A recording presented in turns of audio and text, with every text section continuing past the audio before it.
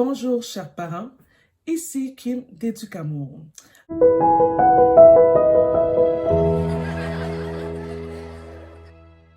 Alors bienvenue dans cette série 2 où je parle de comment canaliser le trop-plein émotionnel de l'enfant. J'ai commencé le mardi passé et j'avais posé la question combien de temps un enfant reste concentré. Donc, si vous ne l'avez pas vu, je mets le lien de la vidéo en dessous de cette vidéo. Et si vous n'êtes pas abonné à ma chaîne, abonnez-vous. Alors, encore aujourd'hui, j'ai deux autres conseils par rapport à pouvoir vous aider à gérer le trop-plein d'énergie de votre enfant.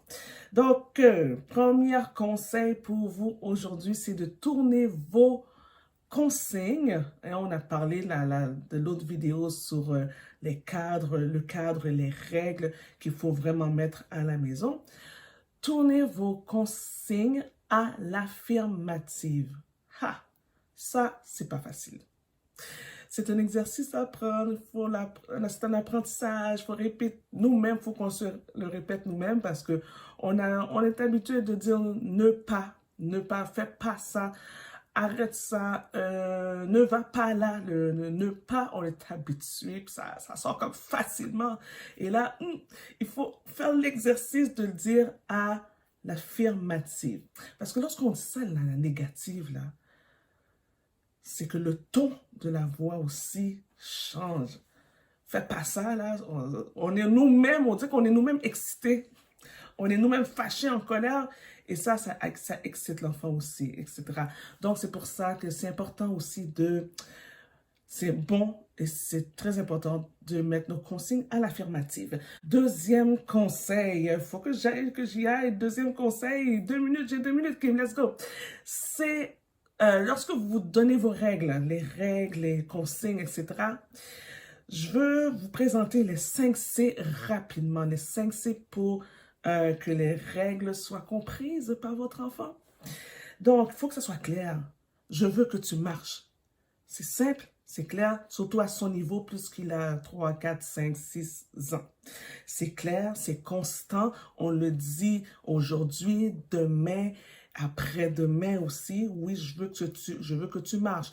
Ou à la table, lorsqu'on est assis à la table, on mange, on parle doucement. Donc, c'est toujours comme ça, c'est une règle constante. C'est une règle aussi qui est concrète. Donc, elle est simple. L'attente, elle est là. On sait, l'enfant sait quoi faire. Marche, je dois marcher. Elle est aussi cohérente. Est-ce que tu marches?